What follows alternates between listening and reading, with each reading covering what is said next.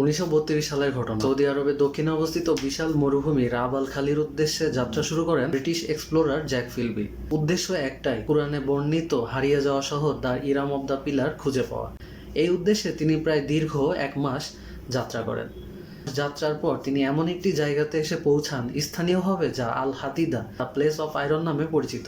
তবে তিনি কিছুটা ব্যথিত হন, কারণ তিনি যেই শহরের খোঁজ করছিলেন সেই শহরের সাথে আর এই খুঁজে পাওয়া জায়গার কোনো মিল নেই। যুগে যুগে প্রচুর বিজ্ঞানী এই জায়গাটি খুঁজে পেতে ব্যর্থ হয়েছে। পবিত্র কুরআনে প্রায় 24 বার এই জায়গায় বসবাসরত জাতি সম্বন্ধে বলা হয়েছে। সেই জাতিদের সাথে কি গজব নেমে এসেছিল আল্লাহর তরফ থেকে সে সম্পর্কেও বলা রয়েছে। তবে কেন খুঁজে পাওয়া যায়নি সেই জাতির সেই জায়গা বা সেই শহর, এই সব কিছু নিয়েই আলোচনা করব আজকের ভিডিওতে। নূহ আলাইসাল্লামের সময় সংঘটিত মহাপ্লাবনের কথা তো আমরা সকলেই জানি।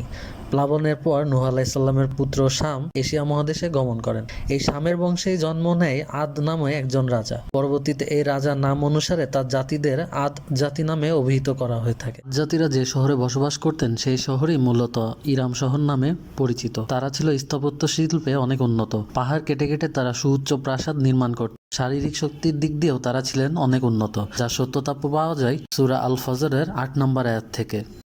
স্থাপত্য শিল্পের উন্নতি এবং শারীরিক শক্তি তাদেরকে অহংকারী করে তোলে।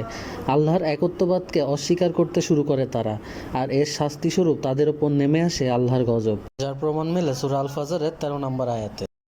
টানা 7 রাত এবং 8 দিন ব্যাপী বৃষ্টিতে প্লাবিত হয় ইরাম শহর, আর এভাবেই পৃথিবীর বুক থেকে নিশ্চিহ্ন হয়ে যায় এই শহরটি। এই শহরটা নিয়ে সাধারণ মানুষের তেমন কোনো আগ্রহ ছিল না। আগ্রহ তৈরি হয় যখন 1706 থেকে 21 সালের দিকে 1001টি আরব রজনীর ইতিহাস নামে একটি বই ইংলিশে অ্যারাবিয়ান নাইটস নামে অনুদিত হয়। এরই ধারাবাহিকতায় 1998 সালে নিকোলাস ক্ল্যাব নামের একজন আর্কিওলজিস্ট দাবি করে বসেন তিনি ইরাম শহরটি খুঁজে পেয়েছেন, এবং তিনি এই শহরটির লোকেশন হিসাবে ওমানের শিশির বলে একটি জায়গা, এই জায়গাকে লোকেট করেন।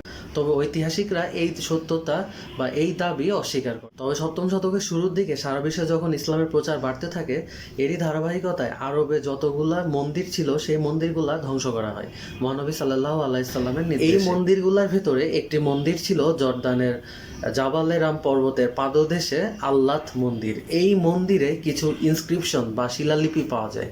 এই শিলালিপিতে এই ওয়াদিরাম জায়গাটিকে ইরাম হিসাবে অভিহিত করা হয়েছে বেশ কয়েকটি জায়গা। তবে বেশিরভাগ ঐতিহাসিকদের মতে জর্ডান থেকে ওমান পর্যন্ত বিস্তৃত যে জায়গা বা পুরা যে আরবিয়ান যে পেনিনসুলা, সেই জায়গাটিতেই আরব জাতিরা বসবাস করতেন, অর্থাৎ এই ইরাম শহরের অস্তিত্ব থাকতে পারে। আদ জাতির ভাগ্যে যা ঘটেছিল তা থেকে একটি কথা স্পষ্ট, উপরে একজন আছেন যিনি সব কিছুর বিচার রাখেন। তাই সেই বিচারকের কাছে আপনি যাতে সঠিক বিচার পেতে পারেন এবং মনের দিক থেকে ঠিক থাকতে পারেন এবং আপনার নিজের আদালতে আপনি যাতে ঠিক থাকেন, এই চেষ্টাটা করাই আমাদের জন্য গুরুত্বপূর্ণ। আজকের ভিডিওটা এখানে শেষ করছি। ভিডিওটি যদি ভালো লেগে থাকে তাহলে অবশ্যই আমার চ্যানেলটি সাবস্ক্রাইব করবেন। ধন্যবাদ।